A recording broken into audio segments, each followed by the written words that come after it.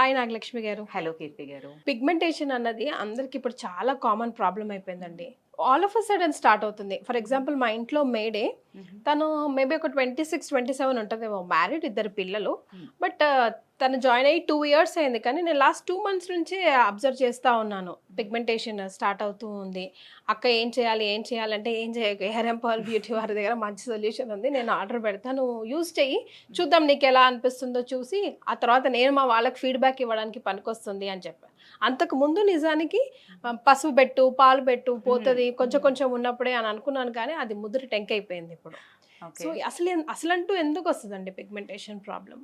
So, pigmentation అంటే all of sudden వస్తుందండి నిజంగానే. ఎందుకంటే కొంచెం మనము బ్లీచెస్ ఎక్కువగా యూజ్ చేసి డైరెక్ట్‌గా సన్‌కి ఎక్స్‌పోజ్ అయ్యే వారిలో కానీ వాళ్ళేం బ్లీచెస్ అవి మేడ్ కదా! పని మనిషే యాహ్! కదా! అలా మనం అనుకుంటున్నాం. ఇప్పుడు చూడండి కొంచెం నాలెడ్జ్ ఎలా వచ్చిందంటే ఇన్‌స్టా, యూట్యూబ్ నాలెడ్జ్‌తో ఒక టూత్ పేస్ట్ నేను రియల్‌గా వండర్ ఫీల్ అయ్యాను. ఒక వాక్ ఇన్ కస్టమర్ నాకు జరిగిన ఎక్స్‌పీరియన్స్. ఒక టూత్ పేస్ట్‌ను టర్మరిక్ కలిపేసి పెట్టేయమన్నారండి.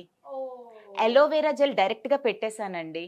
So, okay. ఏంటంటే అలోవెరా జెల్ కూడా డైరెక్ట్ డైరెక్ట్‌గా పెట్టకూడదండి? పెట్టకూడదు. దట్ ఈస్ ద ప్రాసెస్ చేయాలి. మనం అలా డైరెక్ట్‌గా ఇలాగ ప్లాంట్ నుంచి తీసి అలా పెట్టినా కూడా అన్ని రకాల స్కిన్స్‌కి సెట్ కావు. That two extreme sensitive skin వారికి ఎలా అవుతాయంటే డార్క్ ప్యాచెస్ వచ్చేస్తాయి. సో, మినిమమ్ ప్రొటెక్షన్ తీసుకోకుండా ఎక్కువగా సన్‌లైట్‌లోకి వెళ్ళిపోతూ ఉంటారు. అంటే ఇంతకు ముందు మేమెప్పుడు కేర్ తీసుకోలేదు కదా! ఇప్పుడు ఎందుకు కేర్ తీసుకోవాలి అని చాలామంది అనుకుంటున్నారు. కంపల్సరీ మినిమమ్ సన్ స్క్రీన్ కూడా వాడకుండా ఎక్స్‌పోజ్ అయ్యే వారిలో, ముఖ్యంగా 30స్ ప్లస్‌లోకి ఎంటర్ అయ్యే వారిలో కూడా మనకి ఈ పిగ్మెంటేషన్ వచ్చే ఛాన్సెస్ ఉంటాయి.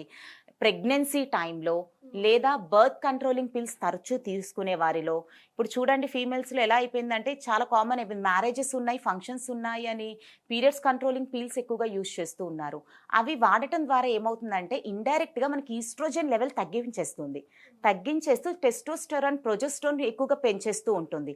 అలా పెంచే ప్రక్రియలో మనకు ఆ పిగ్మెంట్ అనేది బాడీ అంతా కూడా స్ప్రెడ్ చేస్తున్నప్పుడు మనకి పర్టిక్యులర్ ఏరియాస్‌లో ఇప్పుడు ఏవైతే చిక్స్ అండ్ జా లైన్ దగ్గర, నోస్ దగ్గర, నెక్ దగ్గర అండ్ ఎల్బో దగ్గర, సో ఇన్నర్ థైస్ దగ్గర అక్కడ పిగ్మెంట్స్ అనేవి బ్రేక్ అవుతాయి. ఎందుకంటే అక్కడ మనకంతా కూడా కనెక్టివ్ టిష్యూస్ ఉంటాయి. సో, ఆ కనెక్టివ్ టిష్యూస్ ఎప్పుడైతే బ్రేక్స్ అవుతూ ఉంటాయో పిగ్మెంట్ సెల్స్ అనేవి, అక్కడ మనకి ఈ మంగు మచ్చలనేవి వచ్చే ఛాన్సెస్ ఉంటాయి. ఇప్పుడు చిన్న ఏజ్‌లో వారికి కూడా ఉందండి. లైక్ ఒక 15, 16 ఇయర్స్ పిల్లల్లో కూడా కనబడుతూ ఉంటుంది. పుట్టు మచ్చల్లాగా చిన్న చిన్న మచ్చలొచ్చేస్తున్నాయండి. ఫ్రిక్కల్స్ లాగా ఫార్మ్ అవుతూ ఉన్నాయి అని కూడా చాలా మంది సఫర్ అవుతూ ఉన్నారు. సో, ఫస్ట్ మీరు ప్రాపర్ కేర్ ఫాలో అవ్వాలి. సో, మినిమమ్ సన్ స్క్రీన్ వాడటం, ఇన్‌టేక్‌లోని ప్రాపర్‌గా healthy vitamin E and vitamin C rich related foods తీసుకోవడం, కాల్షియం బాడీకి ప్రాపర్‌గా అందుతుందా లేదా, హిమోగ్లోబిన్ లెవెల్ ఎలా ఉంది, బి12 డెఫిషియన్సీతో సఫర్ అవుతున్న వీరిలో మనం మేజర్‌గా ఈ పిగ్మెంటేషన్ అనేది రావటం గమనిస్తూ ఉంటాము.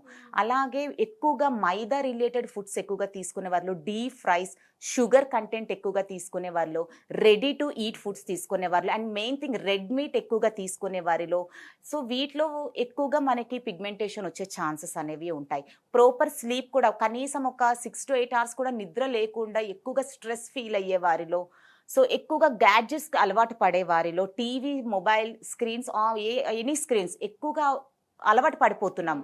సో చిన్న పిల్లలనే కాదు పెద్దవారు కూడా కొంతమందికి ఎలా అంటే ఆ మొబైల్ చూసి చూసి కళ్ళు మండి నిద్రపోయేవారు చాలా మంది ఉన్నారు.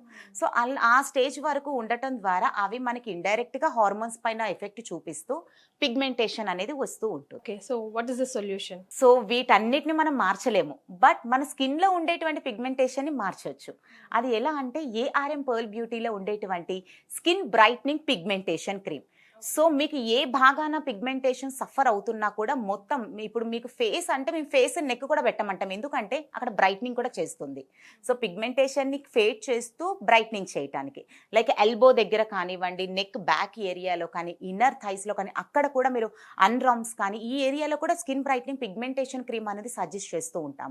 అక్కడ పెట్టటం ద్వారా ఏమవుతుంది అంటే ఈ పిగ్మెంట్ సెల్ ఏదైతే ఉంటుందో అది మనకి డెర్మిల్ లేయర్‌లో, హైపర్‌డెర్మిల్ లేయర్ డౌన్ లేయర్స్‌లోకి వెళ్ళిపోతున్నా 7 టిష్యూస్ నుంచి కూడా మనకి ఆ మార్క్స్ అనేవి ఫేడ్ అవుట్ చేసేస్తూ ఉంటుంది.